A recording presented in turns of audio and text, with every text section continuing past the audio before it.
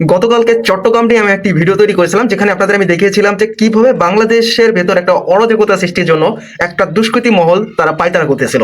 তার একটা নমুনা আপনাদের আমি দেখিয়েছিলাম। কিন্তু আজকে আপনাদের যে ভিডিওটা আমি দেখাবো সেটা দেখলে আপনি রীতিমতো অবাক হয়ে যাবেন, কিভাবে সেখানকার জনগণ, সেখানকার মানুষজন এই পরিকল্পনাটা তারাও ধরতে পেরেছে। সেটাই আপনাদের আমি এই ভিডিওতে দেখাবো। তো একজন ভাইয়ের বক্তব্য আমার কাছে এতটাই ভালো লেগেছে যে আসলে তাকে সেলুট দিতে ইচ্ছে করতেছে। আসলে যে কোনো ষড়যন্ত্র সম্পর্কে আমাদেরকে সতর্ক হওয়া দরকার, এতে করে আমাদের দেশটা শান্তিতে থাকবে। ঠিক এই জিনিসটাই আমাদের সেই ভাইটা বুঝেছে, যে কারণে তিনি লাইভে এসে এই কথাগুলো তিনি বলেছেন। অলরেডি হয়তো আপনারা অনেকেই তাকে চিনেন, তারপরও তার ভিডিওটা একটু ধৈর্য সহকারে আপনারা দেখবেন। তিনি এত সুন্দর সুন্দর কথা বলেছেন, কেন কারা এই দুষ্কৃতী মহলগুলো কারা জড়িত সেগুলো তিনি একদম স্পষ্টভাবে বলেছেন। ভিডিওটা আপনারা আগে দেখুন। পাহাড়ে একটা মেয়েকে ধর্ষণ করা হয়েছে। এই ধর্ষণের বিচার আমিও চাই।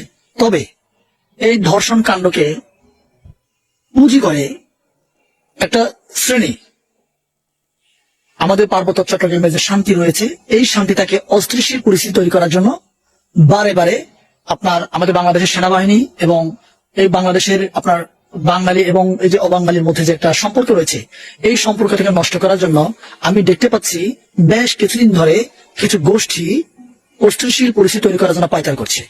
আমি যখন যে রাস্তায় দাঁড়িয়ে আছি, এই রাস্তার পার্বত্য চট্টগ্রামের একটি গ্রামের রাস্তা, এই রাস্তা দিয়ে কয়েক হাজার মানুষ যাতায়াত করে।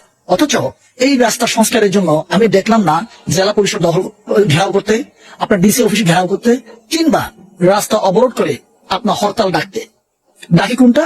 এই যে বিতর্কিত ইস্যু, যে ইস্যুগুলো নিয়ে আপনার রাস্তায় নামলে সে নামে ধর্ষণ হত্যার বিচার চেয়ে, কিন্তু প্লেকার্ডে লেখা থাকে সেনা হটাও, বাঙালি হটাও, এইরকম উগ্র কথা, উগ্র ধরনের স্লোগান।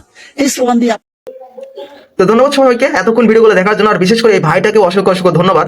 আসলে আমরা জাতি বর্ণ সবাই তো নির্বিশেষে আমরা একটা দেশের একটা মানুষ। তো আমরা কেন আমাদের দেশের ভিতরে একটা বিভেদ তৈরি একটা চেষ্টা করব? তো এটাই এই ভাইটা বুঝেছেন, যে কারণে তিনি লাইভে এসে অনেকটা কষ্ট নেই আর কি কথাগুলো বার্তা তিনি বলেছেন।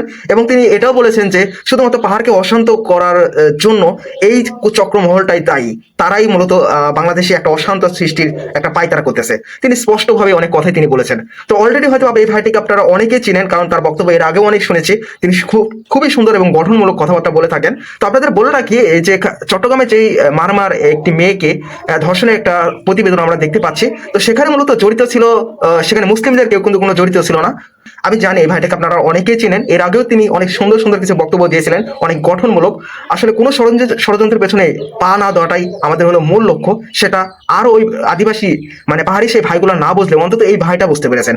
তাছাড়াও এই ভাই শুধু না, আমি আরো অনেক ফ্ল্যাগ দেখেছি যেখানে কিনা সেই আদিবাসী সেখানকার একটা ফ্ল্যাগ নেই, দুঃখিত একটা সাইনবোর্ড নিয়ে দাঁড়িয়ে রয়েছেন। সেখানে বলতেছেন যে বাংলাদেশের ভেতরে যারা কুচক্র, যারা অশান্ত করার চেষ্টা করতেছেন পাহাড়কে, তাদেরকে রুখে দেওয়ার জন্য তারাও মাঠে নেমেছেন। আসলে সবাই তো আর একটা দেশের ভেতর খারাপ হয় না, তাদের ভেতরেও ভালো মন্দ রয়েছেন। আপনাদের মতামত কমেন্ট বক্সে জানিয়ে যাবেন। আমি যদি কখনো সময় পাই সেই ফুটেজটা আমি তুলে ধরবো, আপনাদের সেই ফুটেজটা আমি দেখাবো। তো এই ভাইটাকে সেলুট জানাই। আসলে তাকে যতই বলি আসলে ততই কম হয়ে যায়। আপনারা এই ভাইটার সম্পর্কে আপনার মতামতটা কমেন্ট বক্সে জানিয়ে যাবেন।